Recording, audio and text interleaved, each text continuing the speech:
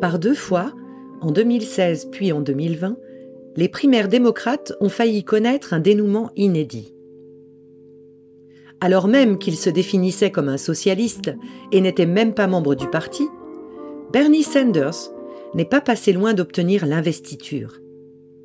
Avant lui, sans doute, d'autres candidats progressistes avaient tenté de rallier l'électorat de gauche.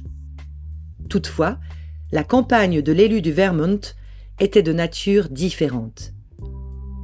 En tant que sénateur indépendant, son objectif n'était pas tant d'élargir la base électorale du Parti démocrate que d'obliger son appareil à changer d'orientation. Si le cas Bernie est à ce jour unique du côté des démocrates, il n'en va pas de même chez leurs rivaux républicains. Les tentatives de capture idéologique et institutionnelle de la formation conservatrice par une frange radicale y sont en effet récurrentes et souvent couronnées de succès. Telle est la thèse convaincante défendue par Joe Lowndes, qui est à la fois un fin analyste de la droite américaine et un intrépide ethnographe de ses courants les plus extrêmes. Au cours des 6 dernières décennies, explique le politiste, c'est peu dire que l'entrisme de la droite a porté ses fruits.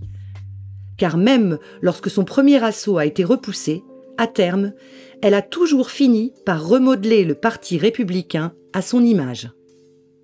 From the New Deal to the New Right, le premier livre de Joe Lowndes, invitait déjà à réinterpréter de la sorte la victoire de Richard Nixon aux élections présidentielles de 1968 et de 1972.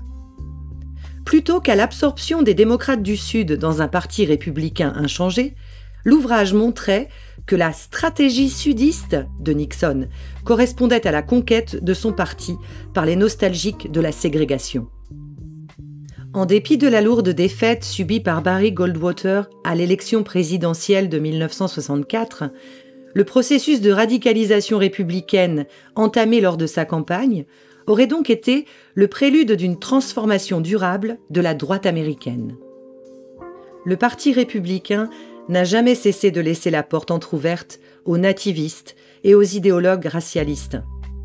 Toutefois, jusqu'à la fin de la guerre froide, tant l'empreinte du mouvement des droits civiques que les contraintes rhétoriques imposées par la défense du monde libre ont contribué à modérer, sinon les actes, du moins les propos de ses dirigeants.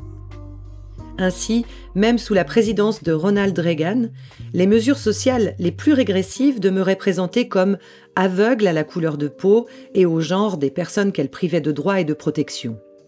En revanche, de telles précautions ont été jugées moins nécessaires après la chute de l'Empire soviétique, tout au moins chez les plus rétifs au tropisme néoconservateur de la direction du parti.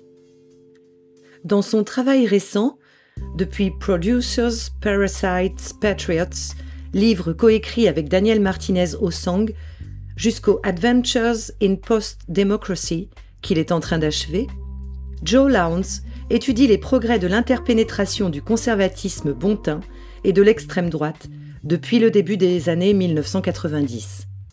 L'histoire qu'il retrace débute avec l'échec de la candidature de Pat Buchanan à l'investiture républicaine en 1992 et se prolonge jusqu'au retour de Donald Trump à la Maison-Blanche. Au cours de notre entretien, il est d'abord revenu sur les jalons successivement posés par les paléoconservateurs lors de la première guerre du Golfe et par le Tea Party sous la présidence de Barack Obama, avant de nous éclairer sur l'évolution des relations entre les groupes néofascistes, la base MAGA et les administrations Trump. L'un des enseignements les plus remarquables que Joe Lowndes tire de son exploration des zones les plus glauques de la politique états-unienne porte sur le contraste entre ce que les médias traditionnels présentent comme les épisodes les plus calamiteux du premier mandat de Donald Trump et l'impact de ces mêmes événements sur la base électorale du 45e et désormais 47e président des États-Unis.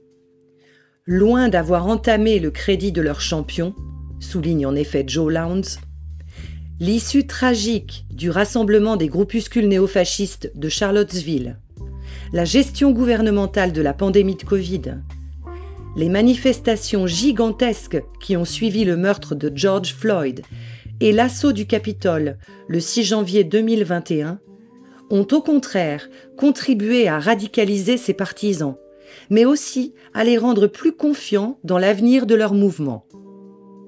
Une autre dimension du travail que Joe Lowndes poursuit avec Daniel Martinez-Osang concerne l'émergence d'une extrême droite multiraciale aux États-Unis.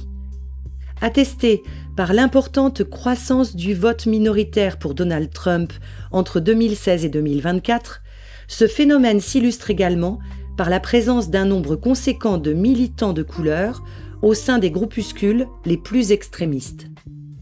Une pareille tendance ne signifie aucunement que le racisme et la xénophobie ont perdu de l'importance dans le Trumpisme 2.0, bien au contraire.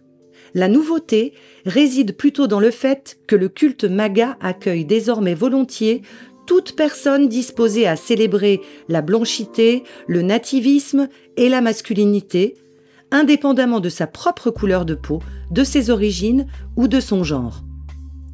Enfin, nous avons interrogé Joe Lowndes sur ce que ses pérégrinations dans les rassemblements de la nouvelle droite lui ont appris, non seulement sur le bloc MAGA, mais aussi sur les points aveugles et les dénis de ses adversaires. Ainsi a-t-il évoqué des libéraux déterminés à occulter leurs responsabilités dans la victoire républicaine et dont l'antifascisme consiste à vouloir revenir au statu quo ante, mais aussi une gauche plus encline à refaire inlassablement le procès du libéralisme qu'à se confronter aux enjeux posés par l'élection de 2024. Notre entretien a eu lieu à New York, le 24 février 2025.